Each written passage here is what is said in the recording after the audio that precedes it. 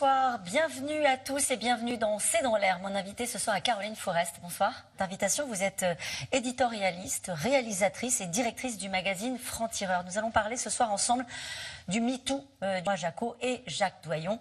Benoît Jacot, qui a vécu avec Judith Godrèche, revendique lui une relation consentie. Il parle d'histoire d'amour. Elle dénonce l'emprise. Il avait alors 40 ans. Est-ce qu'on peut être consentant à 14 ans? Est-ce que c'est pas ça la question qui est posée par ce témoignage? Selon la loi, on ne peut pas. Qui serait exceptionnellement mature, et peut-être que ça nous troublerait davantage, si une jeune se transforme en muse. Elle le raconte alors qu'elle a une cinquantaine d'années. Elle a pris du temps pour comprendre au fond ce qui lui était arrivé. Je voudrais qu'on l'écoute. Elle était interviewée sur France Inter il y a quelques jours. Il parle d'amour et c'est de la preuve. Ça n'est pas le... Je pense à Annie Dupéret, qui a dit quand même 6 ans avec un réalisateur sous emprise, je veux bien, mais quand même autant de temps pour arriver à réaliser ce qui s'est passé. D'abord, de son association SOS Village d'Enfants. Parce que sincèrement, ce débat est complexe. Il fait intervenir beaucoup de zones grises.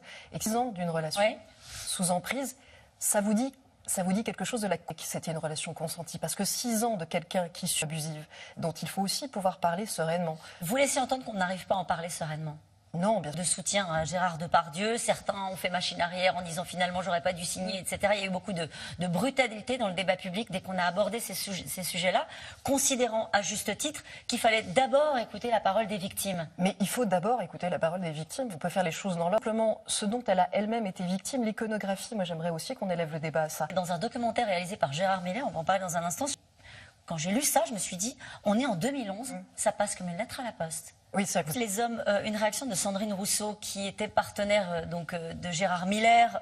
Elle s'est sentie trahie de manière absolue, totale, fondamentale. Elle dit, si même les alliés s'avèrent être des agresseurs ou des violeurs potentiels, sur qui s'appuyer? Et elle dit, c'est un combat dans lequel on ne peut compter sur aucun homme. Parole, par exemple, aujourd'hui, où on est vraiment très peu capable de savoir quelle est la part de vérité. Et donc, ça demande aussi de se poser avant de jeter... Le problème, c'est qu'effectivement, il y a beaucoup de brutalité parce que la plupart du temps, on passe à autre chose. On pense aussi à ces femmes qui sont retournées dans l'anonymat ou dans le silence. C'est pour ça qu'il y a cette brutalité. Il y a cette brutalité dissipée quand même. Aussi.